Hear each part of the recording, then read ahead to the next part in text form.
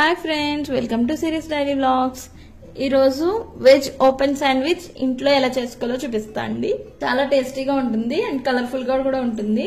పిల్లలు కూడా చాలా ఇష్టపడతారు. ఫస్ట్ దానికోసం వెజిటేబుల్స్ అన్ని కట్ చేసుకోవాలండి.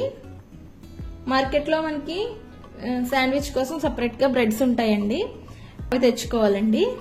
అవి తీసుకుని మనకి ఎన్ని కావాలంటే అన్ని పీసెస్ తీసుకుని ఫస్ట్ టమాటో కెచప్ వేసుకుని బ్రెడ్ అంతా కూడా అప్లై చేసుకోవాలి.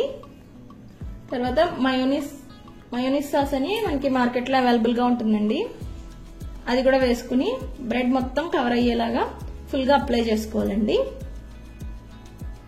నెక్స్ట్ ఆనియన్స్ కట్ చేసుకుని ఆనియన్స్ వేసుకోవాలి. ఇంకా టమాటోస్ కూడా చిన్న చిన్న ముక్కలు కట్ చేసుకుని వేసుకోవాలి. Yellow capsicum, green capsicum, red capsicum మనకి ఏవి అవైలబుల్ గా ఉంటే అవన్నీ వేసుకోవచ్చు. నా దగ్గర 3 ఉన్నాయి. నేను 3 కూడా చిన్న చిన్న పీసెస్ కింద తీసుకుని వేసుకున్నానండి. ఇలా మొత్తం మనం బ్రెడ్ అంతా కవర్ అయ్యేలాగా పీసెస్ తో ఫిల్ చేసేయాలి, గ్యాప్ లేకుండా. నెక్స్ట్ ఆరిగానో వేసుకోవాలండి. ఆరిగానో ఫ్లేక్స్ పైనుంచి స్ప్రింకిల్ చేసుకోవాలి. అండ్ మొజరెల్లా చీజ్ అని కూడా మనకి మార్కెట్ లో అవైలబుల్ గా ఉంటుందండి, అది మొత్తం బ్రెడ్ అంతా కూడా కవర్ అయ్యేలాగా ఫుల్ గా మొజరెల్లా చీజ్ తో నింపేయాలి. రెడీ అయిపోయిందండి. ఇప్పుడు మనం దీన్ని శాండ్విచెస్ ని కాల్చుకుందాము. దానికోసం స్టవ్ ఆన్ చేసుకుని ప్యాన్ పెట్టుకుని గీ గానీ బటర్ గానీ వేసుకోవచ్చు. నేను గీ వేసుకుని కాల్చుకుంటున్నాను. గీ వేసుకుని మెల్ట్ అయ్యాక శాండ్విచ్ మనం రెడీ చేసుకున్న శాండ్విచ్ దాని మీద పెట్టుకుని కాల్చుకోవాలి. సిమ్ లో పెట్టుకోవాలండి.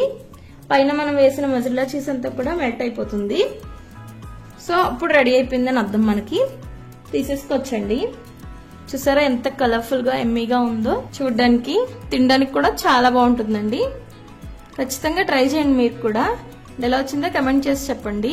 నా ఛానల్ ని సబ్స్క్రైబ్ చేసుకోండి. Thank you for watching.